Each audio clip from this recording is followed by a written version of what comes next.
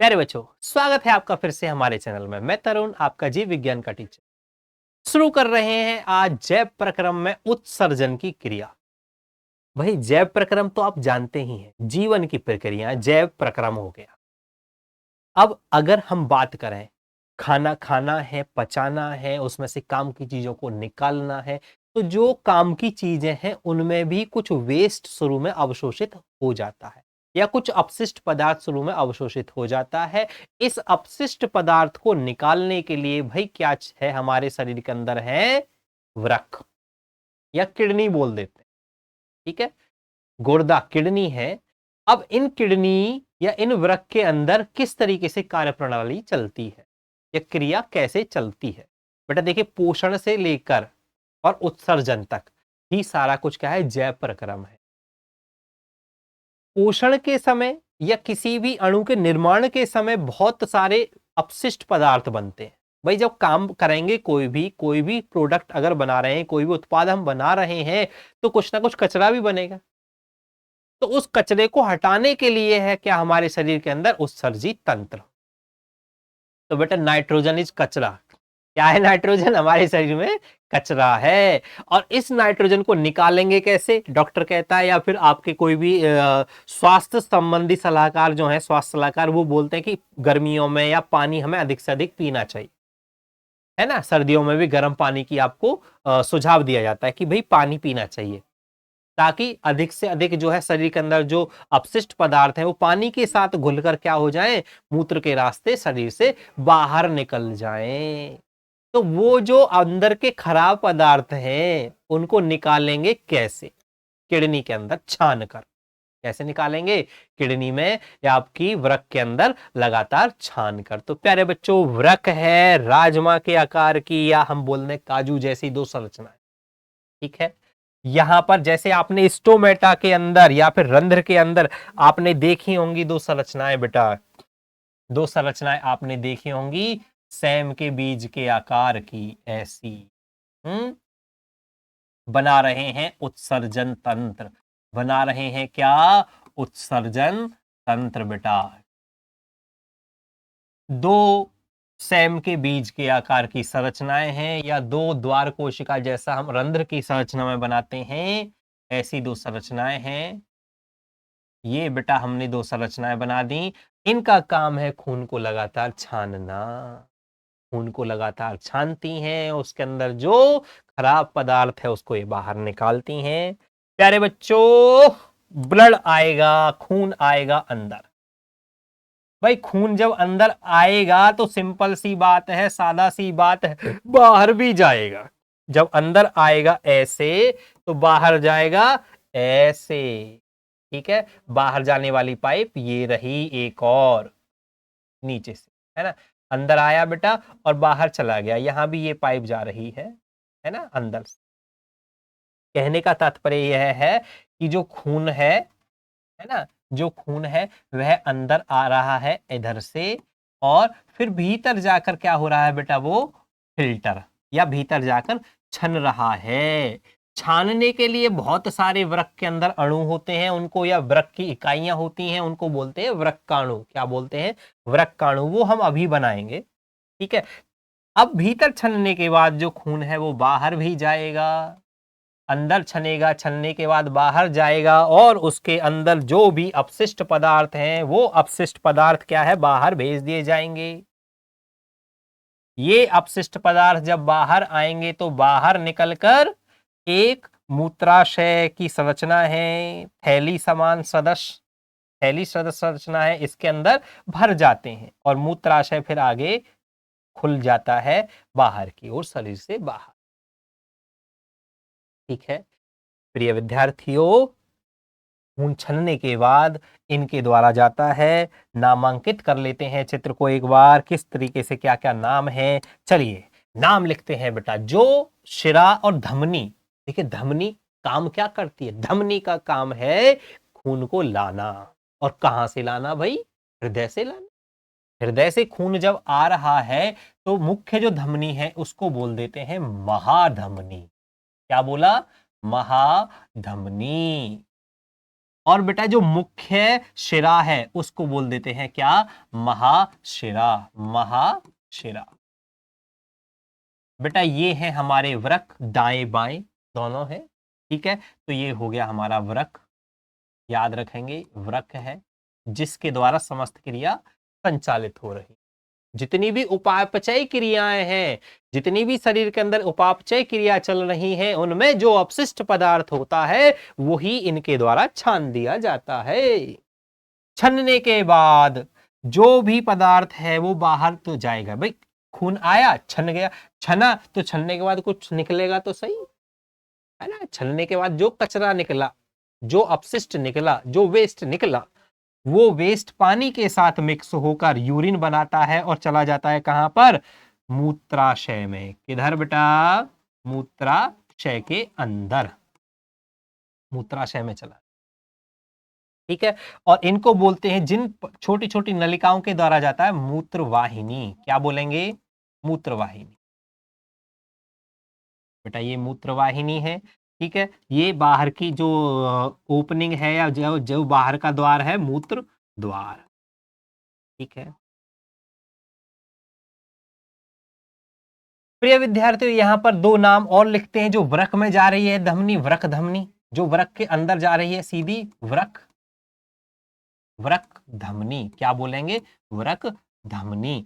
और बेटा जो वृक्क से खून को लेकर जा रही है, ये जो नीले रंग में मैंने यहां पर बनाई है, इसको बोलेंगे वृक्क शिरा। क्या बोलेंगे? वृक्क शिरा। वृक्क की शिरा, वृक्क शिरा,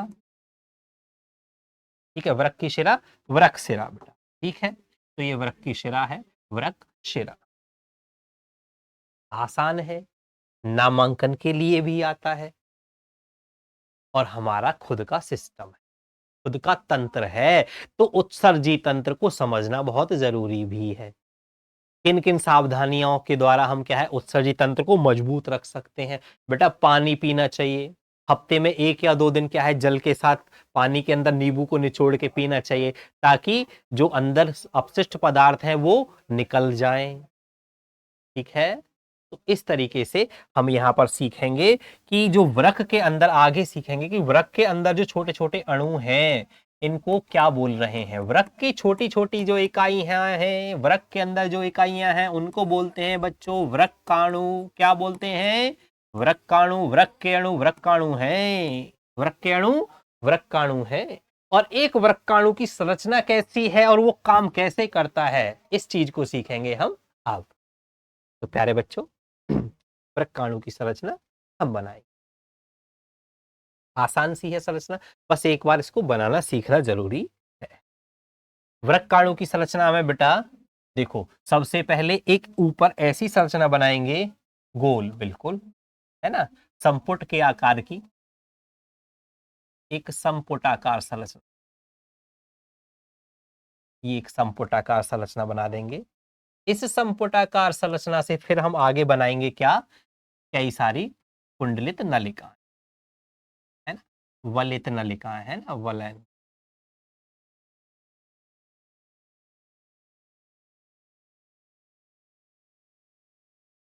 ठीक है। वलय के द्वारा फिर यहां पर एक संग्राहक नलिका हो जाएगी। क्या हो जाएगी? संग्राहक नलिका। तो बच्चों, सबसे पहले जो रुधिर है, सबसे पहले जो रुधिर है, वो रुधिर आएगा। आने के पश्चात यहां पर एक विशेष संरचना है। क्या है? विशेष संरचना है। इस विशेष संरचना को बोलते हैं कोशिका गुच्छ या फिर ग्लामेरुलस, है ना, या फिर यह है ग्लामेरुलस। इस कोशिका गुच्छ से, इस कोशिका गुच्छ से फिर यह नलिका निकलेगी बाहर, और ये पुनः दोबारा से यहां पर क्या हो जाएगी? कुंडलित, ठीक है, कुंडलित हो जाए, कुंडलित हो जाएगी इस प्रकार से।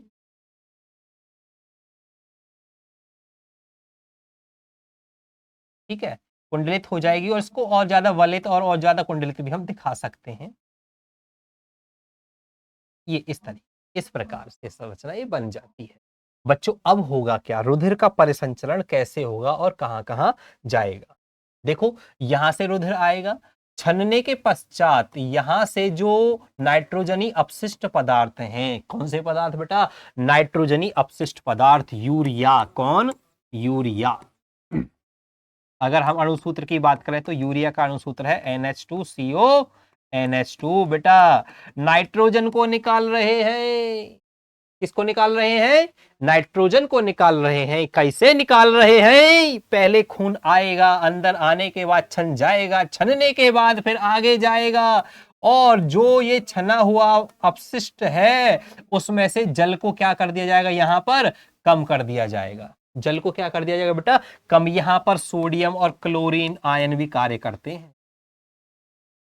ठीक है, तो बेटा सोडियम वगैरह यहाँ पर काम कर रहे होते हैं। जल के अणुओं को यहाँ पर जो सांद्रता, जो अभी ये जो विलयन है, इसकी सांद्रता को बढ़ाया जाएगा। कहने का मतलब है मूत्र को थोड़ा सा पानी उसका कम कर दिया जाता है ना, और अपशिष्ट जो है वो आगे भेज दिया जाता है।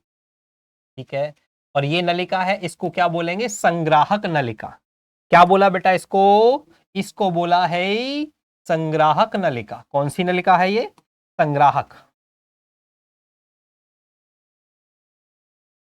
संग्राहक नलिका है बेटा ये, संग्राहक।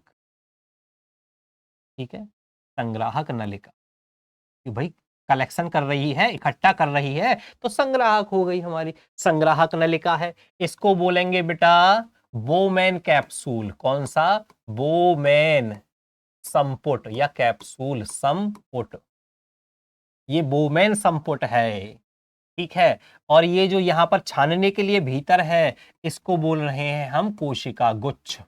कोशिका गुच्छ, इसको ग्लोमेरुलस भी बोल देते हैं।